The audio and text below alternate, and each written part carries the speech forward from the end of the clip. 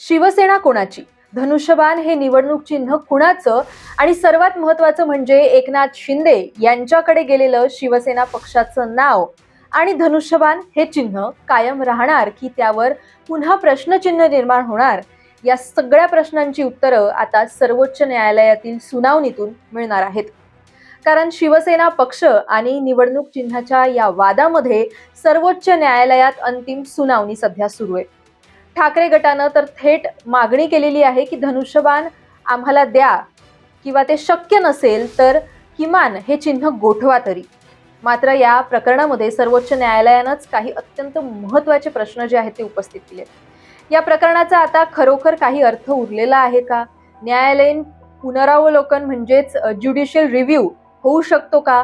आणि फुटलेल्या आमदारांना सर्वोच्च न्यायालय स्वतःच अपात्र ठरवू शकतं का? या 3 प्रश्नांभोवती आता संपूर्ण सुनावणीचं जे आहे ते गांभीर्य वाढलेलं आहे. पण हे प्रश्न का निर्माण झालेत?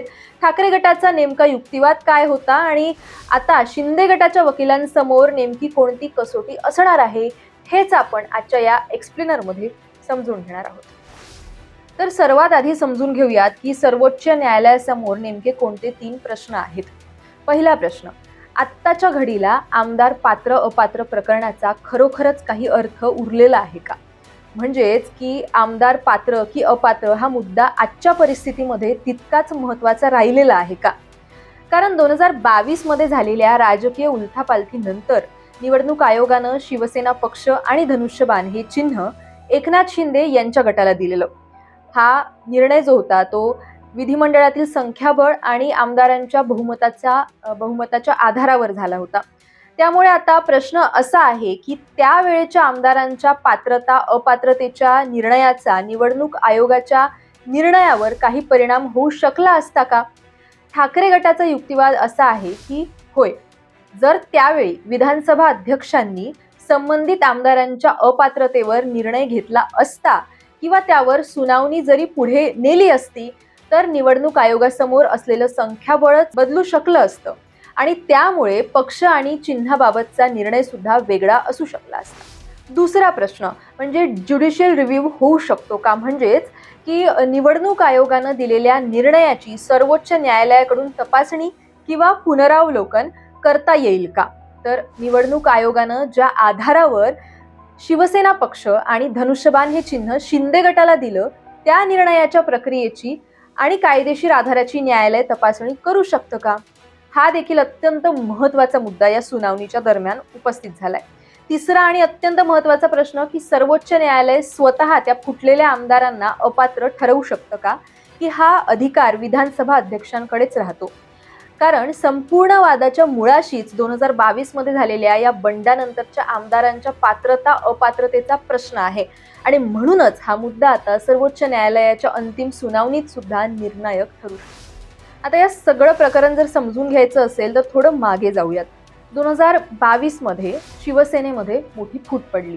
21 जून 2022 ते 4 जुलै 2022 या कालावधीत नेमकं काय घडलं, या काळातला घटनाक्रम ठाकरे गटाचे ज्येष्ठ विधिज्ञ कपिल सिब्बल यांनी सर्वोच्च न्यायालयासमोर मांडलेला आहे. तसंच 19 जुलैला एकनाथ शिंदे यांनी निवडणूक आयोगाकडे आमदार आपल्या गटात सामील झाल्याबद्दल पत्र सुद्धा दिलं होतं, असाही मुद्दा सुनावणीमध्ये मांडण्यात आलेला आहे.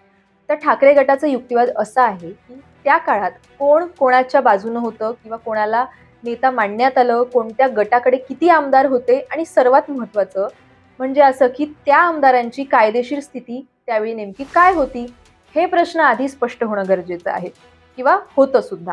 कारण याच संख्याबळाचा वापर नंतर शिवसेना पक्ष आणि धनुष्यबाणाच्या दाव्यात करण्यात आलेला आहे. आणखी एक महत्त्वाचा मुद्दा इथून पुढच्या सुनावणीमध्ये महत्त्वाचा ठरणार आहे, तो म्हणजे की कपिल सिब्बल यांनी आमदार फुटीनंतरचा सांगितलेला घटनाक्रम आणि शिंदेंच्या वकिलांकडून आमदार फुटीनंतरचा मांडण्यात येणारा घटनाक्रम यात सुद्धा तफावत असू शकते. आता कपिल सिब्बल यांनी आपल्या युक्तिवादात एक महत्त्वाची रणनीती वापरली, ती म्हणजे अनडिस्प्युटेबल फॅक्ट्स, म्हणजे असे तथ्य ज्यावर फारसा वादच करता येणार नाही. त्यांनी घटनाक्रम आणि पक्षाच्या रचनेशी संबंधित काही मूलभूत तथ्य न्यायालयासमोर मांडलेले आहेत आणि त्यातला सर्वात महत्त्वाचा मुद्दा म्हणजे शिवसेना पक्ष आणि शिवसेना विधिमंडळ पक्ष हे 2 वेगळे घटक आहेत. ठाकरे गटाचा असा दावा आहे की विधिमंडळ पक्षाकडे आमदारांचं संख्याबळ असू शकतं, पण त्यामुळे संपूर्ण राजकीय पक्षावरच त्यांचा मालकी हक्क निर्माण होत नाही. कारण आमदारांचा विधिमंडळ पक्ष हा निवडणुकीच्या कालावधीशी संबंधित असतो, तर राजकीय पक्ष हा स्वतंत्र संघटनात्मक अस्तित्व असलेला पक्ष असतो. सिब्बल यांनी याच मुद्द्यावर प्रश्न उपस्थित केलाय की जर विधिमंडळ पक्षाला सर्वाधिक महत्त्व दिलं गेलं तर मग राजकीय पक्षाचं महत्त्वच काय उरतं, आणि हाच प्रश्न या संपूर्ण प्रकरणाच्या केंद्रस्थानी आलाय. आता येतो या प्रकरणातला अत्यंत महत्त्वाचा मुद्दा, 1999 ची पक्ष घटना आणि 2018 मधली त्याच्यातली घटना दुरुस्ती. ठाकरे गटाच्या युक्तिवादानुसार विधानसभा अध्यक्षांनी किंवा निवडणूक आयोगानं निकाल देताना 2018च्या घटना दुरुस्तीची नोंद जी आहे ती घेतलेली नाहीये. आता या दोन्ही घटनांमध्ये महत्त्वाचा एक फरक आहे. तो काय आहे तर 1999च्या घटनेनुसार पक्षाच्या राष्ट्रीय कार्यकारिणीपेक्षा विधिमंडळ पक्ष यांच्याकडे बहुमत असेल तर ते निर्णय घेण्याची क्षमताही त्यांच्याकडे येते. मात्र 2018च्या घटना दुरुस्तीमुळे हाच अधिकार पक्षाच्या राष्ट्रीय कार्यकारिणीकडे किंवा पक्षप्रमुखांकडे गेलेला आहे. याचा अर्थ काय तर ठाकरे गटाचं असं म्हणणं आहे की फक्त विधिमंडळातल्या आमदारांचं बहुमत मिळालं म्हणून संपूर्ण पक्षावर दावा करता येणार नाही. कारण पक्षाचं संघटनात्मक नेतृत्व आणि विधिमंडळातल्या आमदारांचा गट हे दोन वेगळे घटक आहेत, आणि म्हणूनच आमदारांची संख्या जास्त असणं म्हणजे पक्ष आपोआप आपला होतो का, हा मूलभूत प्रश्न ठाकरे गटानं उपस्थित केलाय. आता या सगळ्याचा संबंध थेट धनुष्यबाणाशी येतो. निवडणूक आयोगासमोर जेव्हा शिवसेना पक्ष आणि निवडणूक चिन्हाचा वाद गेला तेव्हा विधिमंडळातलं संख्याबळ हा महत्त्वाचा घटक ठरलाच. तेव्हा शिंदे गटाकडे आमदारांची संख्या जास्त असल्यानं आयोगानं शिवसेना पक्षाचं नाव आणि धनुष्यबाण हे निवडणूक चिन्ह जे आहे ते शिंदे गटाला दिलेलं. मात्र ठाकरे गटाचा आक्षेप याच निर्णयावर आहे. त्यांचा युक्तिवाद असा आहे की फक्त विधिमंडळातील संख्याबळ बघून संपूर्ण राजकीय पक्षाचा निर्णय घेता येणार आहे का, तर नाही असं ठाकरे गटाचं म्हणणं आहे. कारण राजकीय पक्ष हा वेगळा, विधिमंडळ पक्ष हा वेगळा आणि पक्षाची संघटनात्मक रचना वेगळी. ठाकरे गटाचे वकील कपिल सिब्बल आणि देवदत्त कामत यांनी याच फरकावर जो आहे तो आपला युक्तिवादाचा जोर दिलेला आहे. आणि याच पार्श्वभूमीवर कालच्या सुनावणीमध्ये सुद्धा ठाकरे गटाकडून एक अत्यंत महत्त्वाची मागणी सुद्धा करण्यात आली आहे. धनुष्यबाण हे चिन्ह आम्हाला द्या, किंवा जर न्यायालयाला ते शक्य वाटत नसेल किंवा ते शक्य होत नसेल तर किमान धनुष्यबाण हे चिन्ह गोठवा. कपिल सिब्बल यांनी युक्तिवाद करताना निवडणूक आयोगाच्या निर्णयावर प्रश्न उपस्थित केलेत. त्यांचा असा सवाल होता की जर पक्षाचं प्रकरण न्यायालयात प्रलंबित होतं तर त्या परिस्थितीमध्ये निवडणूक आयोगानं थेट निर्णय कसा काय घेतला. आणखी एक महत्त्वाचा प्रश्न म्हणजे की एकनाथ शिंदे मुख्यमंत्री झाले, पण ते कोणत्या पक्षातून मुख्यमंत्री झाले.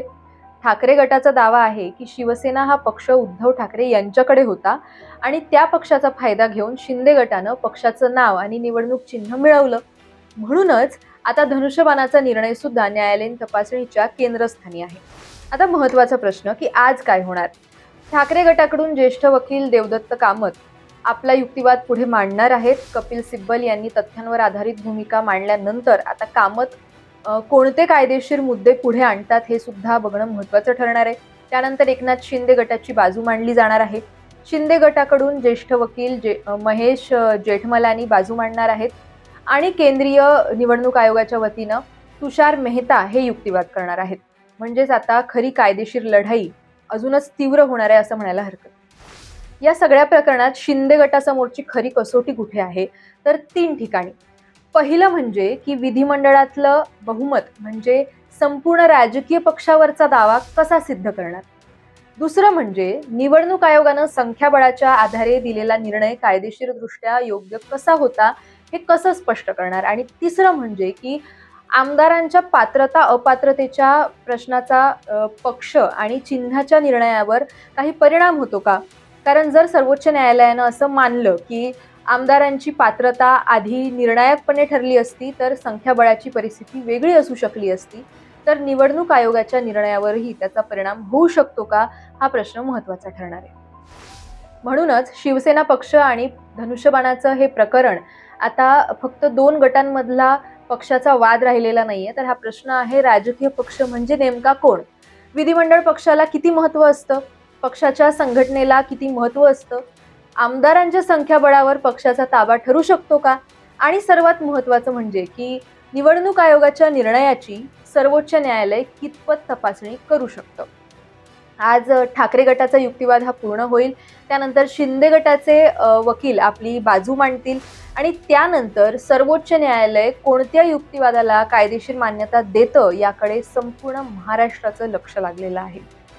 शिवसेना कोणाची, धनुष्यबाण कोणाचा आणि शिंदेंची सत्ता ही कायम राहणार की पक्ष आणि चिन्हाच्या वादाला काही नवं वळण मिळू शकतं का? या सगळ्यांचं उत्तर आता सर्वोच्च न्यायालयाच्या निकालात दडलेलं आहे.